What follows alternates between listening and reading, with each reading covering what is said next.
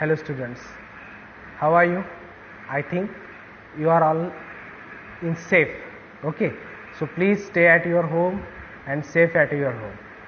So now you are promoted in BSc second year, third semester. So first of all, I am welcome to all everyone in BSc part 2 third semester in department of physics में आपका सबका स्वागत है. ठीक आहे.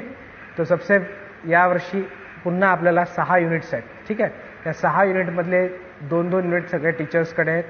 त्यातलं unit number 5 आणि unit number 6 हे माझ्याकडे आहे.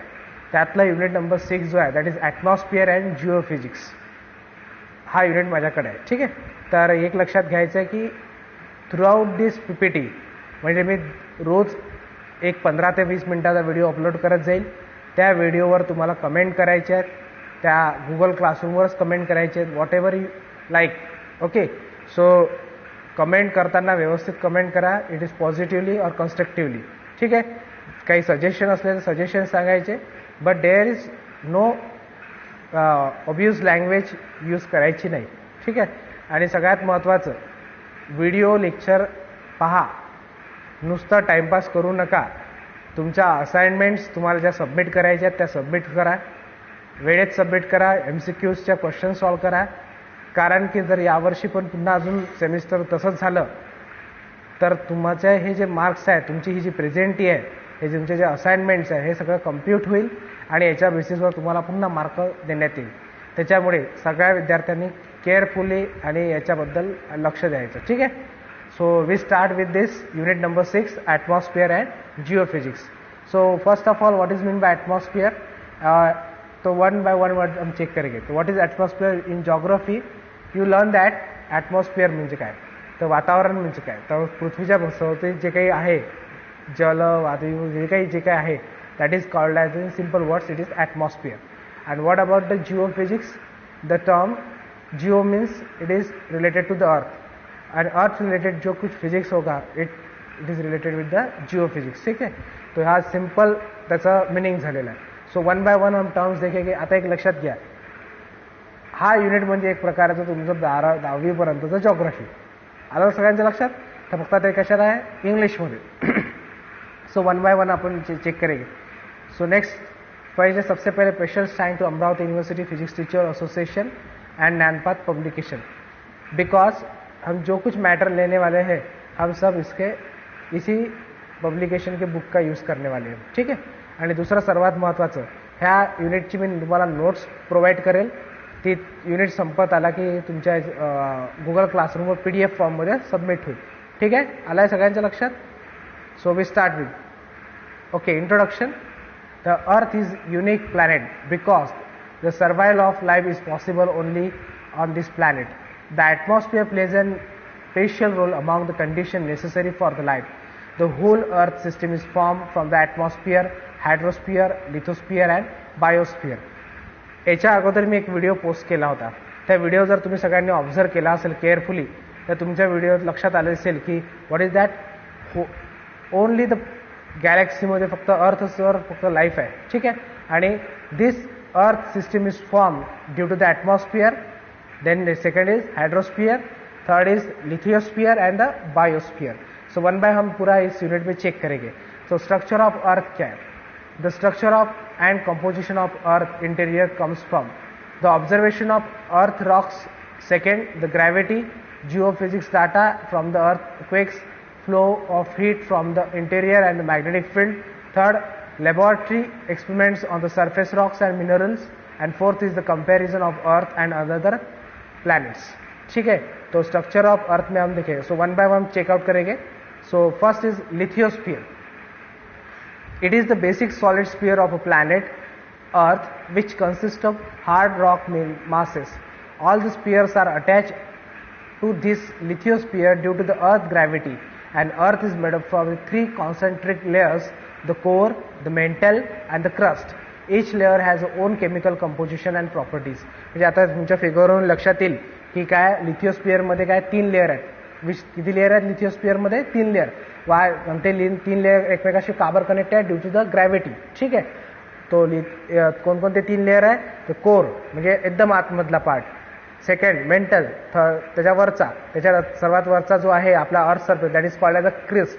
तर सर्वात पहिले एक लक्षात घ्या, फिगरवरून तुमच्या लक्षात असेल, खालचा पार्ट कोर आहे, नंतर काय आहे मेंटल आहे, ग्रीन कलर येलो कलरचा आणि ऑरेंज कलरचा दिसतोय तुमचा तो क्रस्ट आहे. ठीक आहे, आलाय सगळ्यांच्या लक्षात. So next right, the core. What is mean by the core? The core has a 2 layers. The inner core that solid and outer core is liquid. The core is most of iron with the same nickel and has occupied the volume of 16% of Earth total volume. The outer core is 28955150 km below the Earth's surface. The temperature in the outer rock is about 400 to 500 degrees Celsius. तर लक्षात आलं तुमच्या? Outer कोरची radius काय आहे 2890 ते 5150 आणि तिथलं temperature काय आहे 4000 ते 5000 डिग्री, व्हेरी हॉट. ठीक आहे. The molten liquid iron in the outer core is important because it helps to create the earth magnetic field, and the inner core is 51506370 km below the earth surface. आता तुमच्या लक्षात आलं असेल अर्थ magnetic फील्डसाठी कोणतं आउटर कोर सर्वात महत्त्वाचा आहे. जर आउटर कोर नसेल तर तुमच्या अर्थ मॅग्नेटिक फील्डमध्ये प्रॉब्लेम होईल. ठीक आहे. It mainly consist of the iron, nickel and some high lighter element, probably sulphur, carbon, oxygen, silicon. म्हणजे अर्थच्या कोरमध्ये कोणकोणते असतील मेटल्स, तर कोणते आयरन सर्वात महत्त्वाचा, निकेल आणि काही लायटर्स एलिमेंट कोणकोणते sulphur, carbon, oxygen, silicon. The temperature in the inner core is about 500 to 600 degrees Celsius because of very high pressure and presence of iron and nickel. The inner core is solid. आलं लक्षात? आता तुमच्या लक्षात आलं असेल की बाहेरचं outer काय आहे लिक्विड आहे आणि आतमधला काय सॉलिड आहे. पण का बरं सॉलिड आहे आतमधला? तर due to the high pressure आणि presence of this iron and nickel आतमधला काय सॉलिड आहे, बाहेरचा आउटर स्पेस आउटर जो कोर आहे इट इज इन लिक्विड. ठीक आहे, आलाय सगळ्यांच्या लक्षात. Next is the mantle. The mantle is very thick and occupy the almost up to 83% of the earth volume. आता लक्षात घ्या मेंटल कुठे आहे? सेकंड लेअर आहे आपला. पहिला कोणता होता? कोर, आतमधला एकदम त्याच्यावरचा मेंटल, आणि हा it occupies the 83% of the earth volume. This mental layer extended down the 290 km from the crust of earth core and is largely composed of dark, dense, igneous rock called as a periodicity containing iron and magnesium. The mantle has 3 distinct layers: lower solid layer, the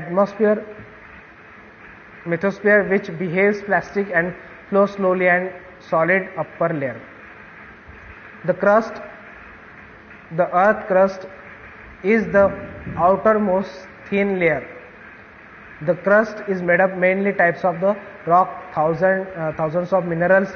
They are oxygen 46.6%, silicon 27.72%, aluminum, iron, calcium, sodium, potassium, magnesium.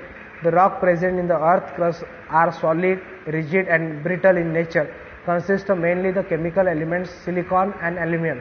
The crust has 2 types of continental crust and the oceanic crust. ठीक आहे. आता क्रस्टमध्ये तुमच्या लक्षात आलं आहे सगळ्यात वरचा part, आणि क्रस्टमध्ये लक्षात आलं असेल तर it contains the thousands of minerals. कोणकोणते आहेत? ऑक्सिजन आहे, अल्युमिनियम आहे, आयरन आहे, सगळे मिनरल्स आले. So and it is solid and liquid, it is solid and rigid and brittle. So हे आले तुमचे 2, आणि 2 टाईप्स आहेत क्रस्टचे. कोणते? कॉन्टिनेंटल क्रस्ट अँड ओशनियल खंड. आता कॉन्टिनेंटल म्हणजे तुमच्या लक्षात खंडनीय भूभाग, आणि काय ऑशियन म्हणजे काय समुद्रातील क्रस्ट. ठीक है. सो आता हे फिगर एकदा तुम्हाला समराइज करून देतो मी. समराइज देखो. Earth has a layered in interior. सबसे अंदर कौन सा आएगा? क्रस्ट. उसके बाद उसके 2 टाइप्स है. कौन से? कॉन्टिनेंटल और ओशन. मेंटल है, मेंटल के 3 लेयर है, अपर, ट्रांसलेशन, लोअर. कोर के आउटर है लिक्विड और इनर है solid. This layer are sub divided in the basis of seismic wave. तो ह्या फिगरवरून तुमच्या लक्षात येईल. ओके, सगळ्यांच्या लक्षात आलं आहे. So this is a simple part of earth structure. तर आता या पुढचा जो पार्ट आहे आपण आपल्या नेक्स्ट लेक्चरमध्ये बघू. So I think you understood. आणि लक्षात ठेवा सगळ्यांनी व्हिडिओवर कमेंट करणं आवश्यक आहे, नाहीतर तुमची पर्सेंटेज मार्क होईल. सगळ्यांनी लक्षात द्यायचं. आपल्या 3 दिवस लेक्चर्स आहेत. कोणकोणते? गुरुवार, शुक्रवार आणि शनिवार. आणि वेळ पडली तर दर संडेला एक टेस्ट राहील 5 MCQsवरची. असाइनमेंट राहील, असाइनमेंट देणं आवश्यक आहे. ठीक आहे. Okay, have a good day.